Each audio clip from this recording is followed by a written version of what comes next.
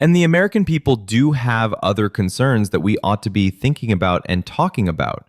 Respectfully, Secretary, let me finish. Sonny, cue the studio lights. The applause sign blinks, and into the hurricane strolls Dr. Condoleezza Rice, calm, collected, a velvet hammer in a tailored blazer.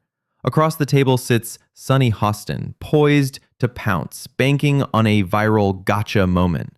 Instead, she's about to get a masterclass in surgical debate. Rice fields a question on January 6th, and with the ease of someone who's negotiated nuclear treaties, flips the script in under 60 seconds. You can almost hear Sonny's game plan crumble like old rehearsal notes. Let me be very clear. I said at the time, January 6th was wrong. I called it an assault on law and order and an assault on our democratic processes. So full stop. It was wrong. Law enforcement will determine what happened there, and those who violated the law ought to be punished. Now, I think what Senator McConnell may be referencing is this. Yes, it's time to move on, in a lot of ways. I'm one who believes the American people are now concerned about what we call kitchen table issues. The price of gasoline, inflation. We ought to move on to the next generation, move ahead, and deal with the American people's issues. It's politically expedient for Mitch McConnell to say, let's move on. Problem is, the past will become prologue if we don't find out exactly what happened. So no, it's not time right now. We will find out. We must find out. But I'm going to tell you, I live in California, not Washington, D.C., and the American people do have other concerns that we ought to be thinking about and talking about. Respectfully, Secretary, let me finish. Mic drop. Gasps ripple across the panel. The studio shifts from morning show banter to primetime debate. Sonny tries to steer it to the moral high ground, but Rice counters with a mortgage payment reality check. Advantage, Condi. The producers don't even have time to roll the B-roll of smiling children before Sonny lunges into the next hot-button arena. America's K-12 classrooms. She frames the debate like a culture war tug-of-war, one side tied to progressive curriculum, the other to so-called parental overreach. Her tone, part courtroom prosecutor, part concerned aunt. But Condoleezza Rice, she doesn't take the bait. She fillets it. Folding her hands, she launches a back-to-basics masterclass. I also know that as a government and as a country, we've got to be concerned about the things that are making life hard for Americans and hard for American families. First of all, parents ought to be involved in their children's education. Their children are in school 7 hours a day. That's a very formative period. I think parents ought to have a say. We used to have parent-teacher conferences. We used to have PTAs. There are lots of ways for parents to be involved, and they should be. My parents never thought I was going to grow up in a world without prejudice, but they told me that's someone else's problem, not yours. You're going to overcome it. You're going to be anything you want to be. And that's the message I think we ought to be sending to kids. One of the worries I have about how we're talking about race, it seems either so big that somehow white people now have to feel guilty for everything that happened in the past, or black people have to feel disempowered by race. I would like black kids to be completely empowered, to know that they are beautiful in their blackness. But in order to do that, I don't have to make white kids feel bad for being white. It's about how we teach history. We teach the good and we teach the bad. But what we don't do is make 7 or 10-year-olds feel like they're bad people just because of the color of their skin. We've been through that. We don't need to go back. That kind of personal anecdote cuts through ideological shields and hits the audience right in the nostalgia. Before Rice even finishes the thought, #MomPower starts trending. Sonny counters with complex systemic barriers, 4-syllable shield, academic tone. She cites underfunded districts, staffing shortages, historical inequities, faster than the Chiron can keep up.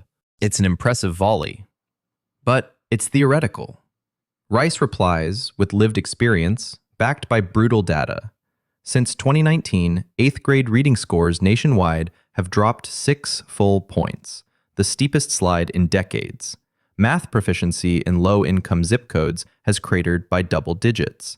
Attendance in some urban districts is down 30% post-pandemic. Her delivery? So crisp you'd think she had a teleprompter in her contact lenses. These numbers aren't partisan. They're kitchen table reality. The audience murmurs in recognition. Sunny pivots to teachers under attack, but Rice lands a rhetorical three-pointer at the buzzer. I want black children fortified in their identity, proud, resilient, limitless, not told they're permanent victims. And I refuse to shame white children to achieve that. The studio goes dead silent. You can literally hear a coffee mug being set down 2 rows back. Then, the applause wall cracks.